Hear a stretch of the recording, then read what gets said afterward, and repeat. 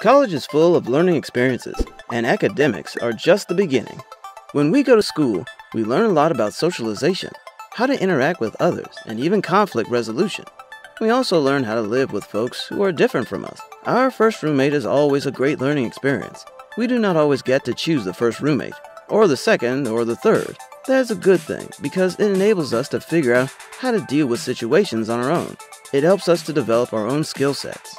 When my parents delivered me to my dorm room, my roommate had already been settled in and was out. I noticed that he had chosen his bed already.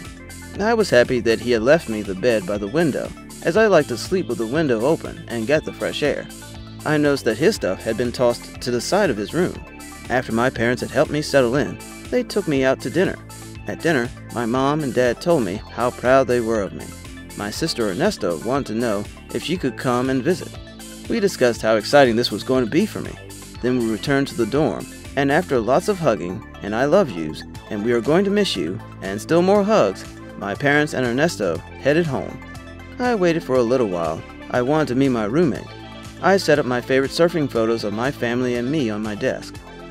They were my favorite memories, and I like having them to look at while working at my desk. After an hour, I finally went to bed.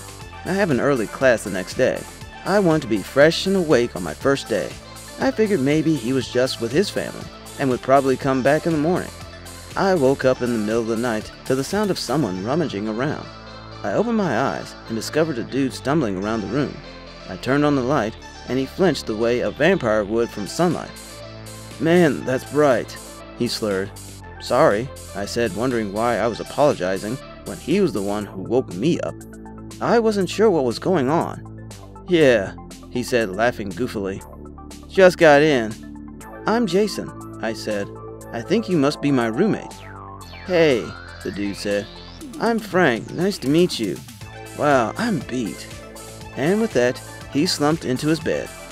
Okay, I thought as I turned out the light. I rolled over and closed my eyes. I guess I would get to know Frank better tomorrow. Oh well, we have plenty of time. Just as I was falling asleep, Frank began snoring, loudly. Not wanting to be rude, I tried to ignore it.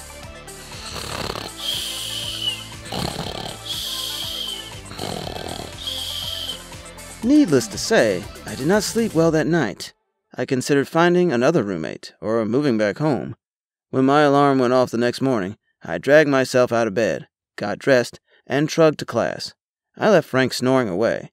Even after drinking 3 cups of coffee, I was still yawning my way through the day. I felt annoyed because I wasn't fresh and alert for any of my classes as I had planned. After my day was over, I returned to my room to put my stuff down and see if Frank wanted to join me at the commissary for dinner. Frank was not there. His laundry was in a pile on his bed. I went to dinner myself and found my friend Cheyenne sitting at a table eating dinner. I was happy to see a familiar face. "Hey, Shay," Cheyenne greeted me smiling. "How do you like living on campus? How's your roommate? You look beat. Have you been working too hard already?" Cheyenne was going to be a journalist, and she loved to practice rapid-fire questions on her friends, including me. "Hey there, Cheyenne," I said. "It is taking some getting used to, I think." "Oh?" Cheyenne asked. "What's up?" "I am beat. I didn't get much sleep last night," I explained. "Why not?" "My roommate returned really late last night, or early this morning, and promptly crashed in his bed and began to snore, loudly." "So, no early-stage bromance?" Cheyenne laughed. "I don't think so," I said. "I haven't gotten to know Frank yet, because he is never around." "Maybe you should try to figure out when he is going to be in and talk to him then," Cheyenne suggested. "It would be a pain to have to find another room or roommate, and then getting another person who acts the same way. A lot of people get carried away with the freedom of being away from home. Maybe that's it." "Yeah, that would suck. I don't want to be a jerk or to think Frank's a jerk." "You have to get to know him and lay down some ground rules," Cheyenne explained. "I don't want to come off as whiny," I said. "I don't know anything about Frank. I don't want to offend him. I mean, it's only the first day of classes." "I don't think it's coming off as whiny when you are trying to advocate for yourself," Cheyenne said. "It's kind of inconsiderate of him to go out and get toasted the night before classes begin and keep you awake with his snoring, but you need to talk to him, otherwise he won't." I agreed. I decided to wait and see what Frank would be like before I started to advocate for myself. When I returned to my dorm room, Frank was not there. I worked on my readings for the next day of classes, and when I finished with those, I went to bed. Sometime in the middle of the night, or the early morning, I awoke to the sound of Frank stumbling in again. I heard him flop into his bed. I didn't turn on the light or say anything. I didn't want to make a fuss. I focused on trying to sleep. And then he began to snore again. The next morning I got up, went to the coffee shop, ordered an extra large latte, and went to class. At lunch, I decided to check in with Frank instead of going to the commissary. I stopped at a sub shop and purchased a giant hoagie. Frank was still in bed when I returned to my room. He opened his eyes when he heard me come in. "Hey," Frank said. "Hi," I said. I sat down at my desk and took out my books for my afternoon class and started to eat my hoagie. "Did you sleep well?" I asked as I munched on my hoagie. "Like a baby," Frank said. "I'm lucky I have late classes." "You are," I said. "My classes start early and go on till just before dinner." "That's a long day," Frank said, sitting up and eyeing my hoagie.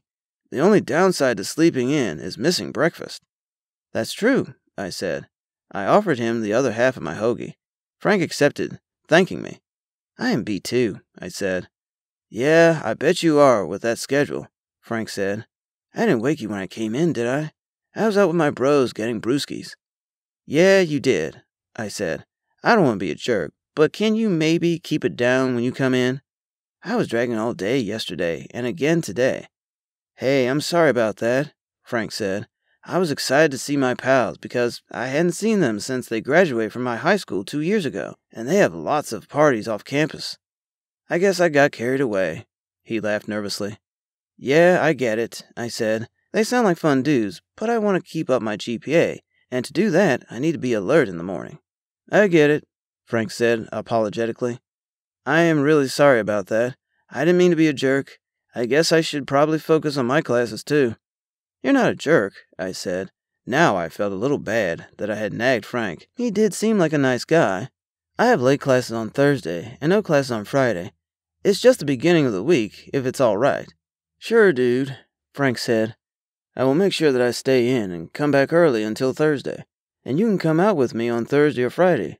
The dudes love surfing, and it looks like you've done a lot of that. I think you'll get along great with them." "Sounds great," I said. Frank and I became good friends, and we stayed friends long after we were roommates. I helped him improve his surfing skills, as he had just started to learn. His friends were cool, even though they definitely partied a lot.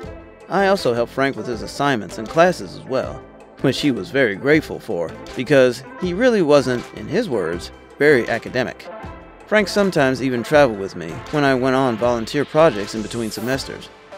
I learned a lot about getting along with others from living with Frank and other roommates that came along later. That is an essential part of growing up and going to school. We learn how to handle potential conflicts. If I had requested another roommate, I wouldn't have made a great new friendship.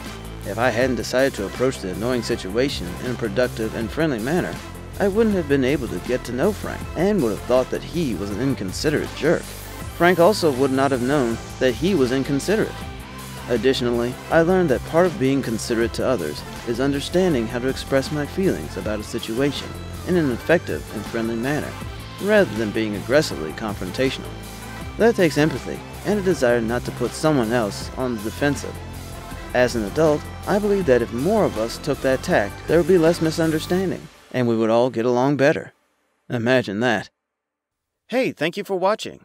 Please click on the right to subscribe if you liked the video. And please don't forget to click on the bell icon when you subscribe so that you can be notified when we upload a new video. Watch more videos on the left, including our playlist. Thank you.